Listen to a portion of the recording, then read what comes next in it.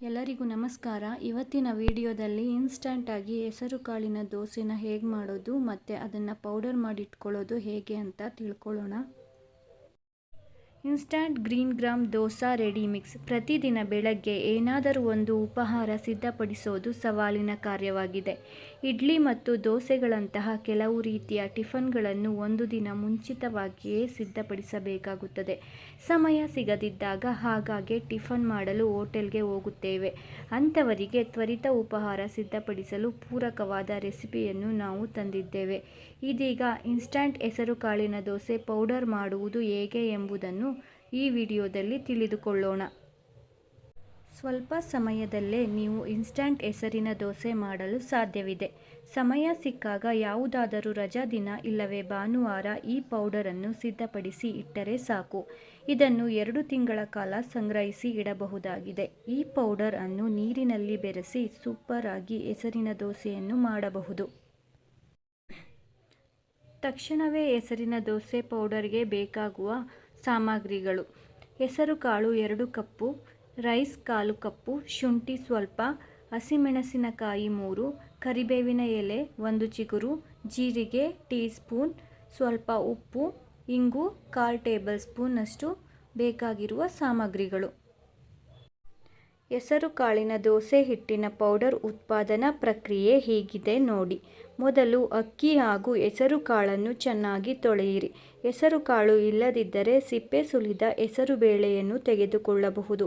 ಸ್ವಚ್ಛಗೊಳಿಸಿದ ಹೆಸರು ಕಾಳು ಹಾಗೂ ಅಕ್ಕಿಯನ್ನು ಫ್ಯಾನ್ನ ಕೆಳಗೆ ಬಟ್ಟೆ ಹಾಕಿ ಮೇಲೆ ಒಣಗಿಸಿ. ತೇವಾಂಶ ಸಂಪೂರ್ಣವಾಗಿ ಹೋಗುವವರೆಗೂ ಒಣಗಿಸಿ. ನಂತರ ಅದನ್ನು ಕಡಾಯಿಯಲ್ಲಿ ಕಡಿಮೆ ಉರಿಯಲ್ಲಿ 3 ರಿಂದ 4 ನಿಮಿಷಗಳ ಕಾಲ ಫ್ರೈ ಮಾಡಿ. ಇದಕ್ಕೆ ಶುಂಠಿ, ಹಸಿಮೆಣಸಿನಕಾಯಿ ಮತ್ತು ಕರಿಬೇವಿನ ಎಲೆಗಳನ್ನು ಸೇರಿಸಿ ಹಾಗೂ ಇದರಲ್ಲಿರುವ ರಸವು ಆವಿಯಾಗುವವರೆಗೆ ಎಲ್ಲ ಪದಾರ್ಥಗಳನ್ನು ಚೆನ್ನಾಗಿ ಹುರಿಯಿರಿ. ಅವುಗಳ ಜೊತೆಗೆ ಜೀರಿಗೆ ಹಾಕಿ ಫ್ರೈ ಮಾಡಬೇಕಾಗುತ್ತದೆ. ಹುರಿದ ಕಾಳುಗಳನ್ನು ಮತ್ತೆ ತಣ್ಣಗಾಗಿಸಿ. ಎಲ್ಲವನ್ನು ಮಿಶ್ರಣ ಮಾಡಿ. ರುಚಿಗೆ ತಕ್ಕಷ್ಟು ಉಪ್ಪು ಹಾಗೂ 1/4 ಟೀ ಟೇಬಲ್ ಸ್ಪೂನ್ ಇಂಗು ಹಾಕಿ ಚೆನ್ನಾಗಿ ಕಲಸಿ ಪೌಡರ್ನಂತೆ ರುಬ್ಬಿಕೊಳ್ಳಿ.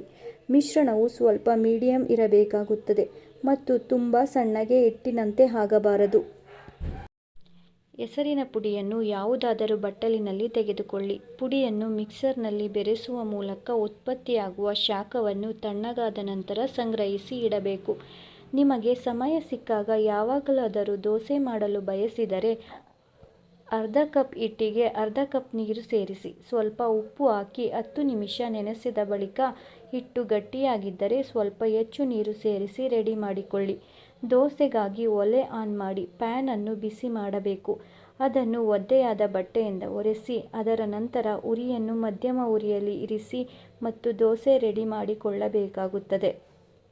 ದೋಸೆಯ ಅಂಚುಗಳಿಗೆ ತುಪ್ಪ ಅಥವಾ ಸ್ವಲ್ಪ ಎಣ್ಣೆಯನ್ನು ಹಚ್ಚಿ ಮತ್ತು 2 ಕಡೆ ಫ್ರೈ ಮಾಡಿ. ದೋಸೆಯ ಮೇಲೆ ತೆಳುವಾಗಿ ಕತ್ತರಿಸಿದ ಈರುಳ್ಳಿ ಸೇರಿಸಿ. ಅಗತ್ಯವಿದ್ದರೆ ನೀವು ಶುಂಠಿ ಮತ್ತು ಜೀರಿಗೆಯನ್ನು ಕೂಡ ಸೇರಿಸಬಹುದು. ನಿಮಗೆ ಅಗತ್ಯವಿದ್ದಾಗ ಈ ಮೊದಲು ಸಿದ್ಧಪಡಿಸಿದ ಹಿಟ್ಟು ತೆಗೆದುಕೊಂಡು ಈ ರೀತಿಯಾದ ಸೂಪರ್ ಟೇಸ್ಟಿಯಾದ ದೋಸೆಯನ್ನು ರೆಡಿ ಮಾಡಿಕೊಳ್ಳಬಹುದು. ಈ ರೆಸಿಪಿಯು ನಿಮಗೆ ಇಷ್ಟವಾದಲ್ಲಿ ದಯಮಾಡಿ ಸಬ್ಸ್ಕ್ರೈಬ್ ಮಾಡಿ, ಲೈಕ್ ಮಾಡಿ, ಕಮೆಂಟ್ ಮಾಡಿ. Thank you.